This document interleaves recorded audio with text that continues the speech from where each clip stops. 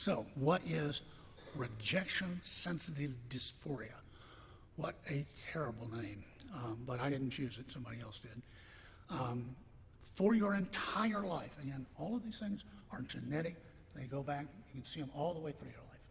For your entire life, have you always been much more sensitive than anybody else you know to rejection, teasing, criticism, or your own perception that you have failed or fallen short? Thus far, about 99% of people with ADHD have answered that with a big yes. That's me. My favorite is this caused my first 3 divorces. It is incredibly disruptive.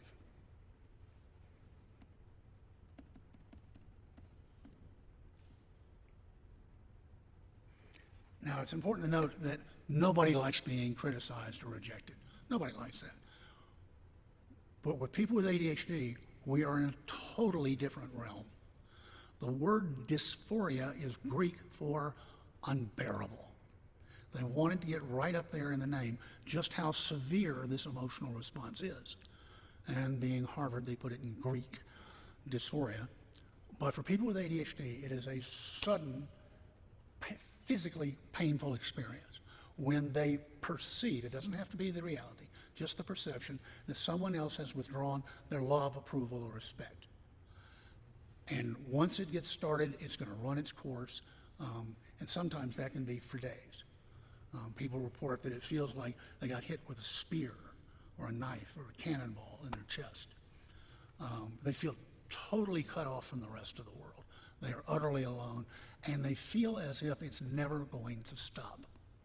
And so it is a real struggle just to try and get control of themselves and leave the situation so that nobody sees them so incapacitated.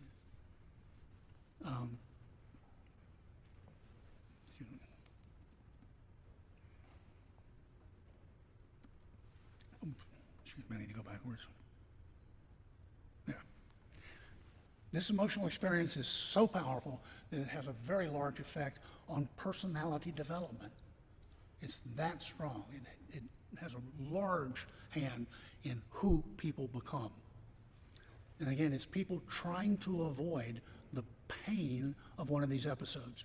By far the most common personality outcome is the people pleaser. Most adults with ADHD can have someone new walk in the door, and within seconds, they can tell you what that person likes, would approve of, would praise, would reward, and that's what they give them. So that person will never have any reason to be disappointed or disapprove of them. And they do this with everybody. Their friends and family love it, because this is a person who is anticipating their needs before they're even aware of it. The problem comes when these folks, usually women, hit about mid-40s and they say, okay, I've been taking care of everybody else's feelings for my entire life. When does it become my turn? When do people start caring about how I feel and what I want? And of course, the family doesn't want to change. They kind of like it this way. And so it becomes a very big issue in the life of a lot of mid-40s people. Perfectionists. This is the young girl who is top of your class, never has a problem, never causes a problem, makes straight A's, and she's in every club there is, and she's president of every club there is. These are people who want to be above reproach. They want to be perfect. They don't want to give any reason for anybody to be disappointed with them. And it's only once they get up in their late 20s that they recognize they've been in a trap the whole time. Because today's audience does not applaud yesterday's performance. If you're a perfectionist overachiever, you've got to continue overachieving. And you have the fear that the first stumble you make will cast you into utter darkness. It's not a way to lead life. Some people choose the exact opposite, and they just give up on ever hoping to be above reproach.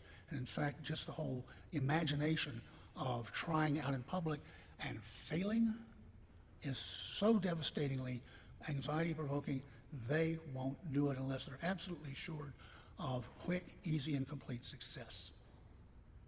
These are the slackers of the world, people who are very bright, may go and get a college degree and then do nothing at all with it. In my practice, I had dozens upon dozens of people who had never asked a person out on a date, had never applied for a job, because just the imagination of someone saying no was too much for them. And so they led lives that went and accomplished nowhere.